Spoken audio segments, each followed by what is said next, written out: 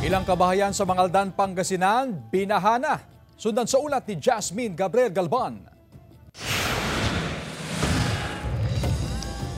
Pinasok na ng tubig ang loob ng bahay ni Mang Charito mula sa barangay Pugo, Mangaldan, Pangasinan. Itinaas ng kanilang mga gamit para hindi maabot ng tubig. Mabilis daw ang pagtaas ng baha dahil sa tuloy-tuloy na buhos ng ulan bunsod ng hanging habagat. Napakababang lugar na ito, ma'am. Kaya Kumusta ang sitwasyon po ninyo? Pinasok na rin po sa loob ng bahay? opo, ma'am. Panasok na. Pero kaya tiyagaan na lang kasi wala naman magagawa, ma'am. Ilan pang kabahayan sa bayan ang apektado ng baha? Hindi ka makakatulog, baka papasok na doon sa loob.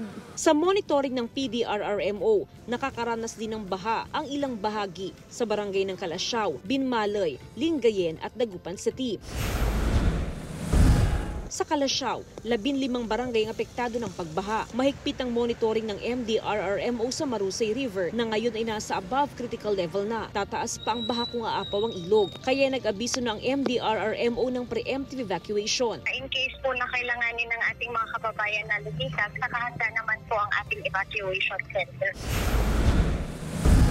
Nakaranas naman ng flash flood kahapon, September 5 sa Aguilar, Pangasinan. Nalubog sa baha ang kalsada at binaha na rin ang loob ng palengke sa bayan. May mga residenteng inilikas. Ito yung nangyayari doon sa mga mountainous areas, yung mga hilly areas. Opo. Dahil yung mga rainwaters from the bundok sa kanilang lugar ay bababa ito. Nananatili sa red alert status ang Pangasinan PDRRMO para mabantayan ang sitwasyon. Kasama si Jing Dakanay, Jasmine Gabriel Galban, One North Central Luzon.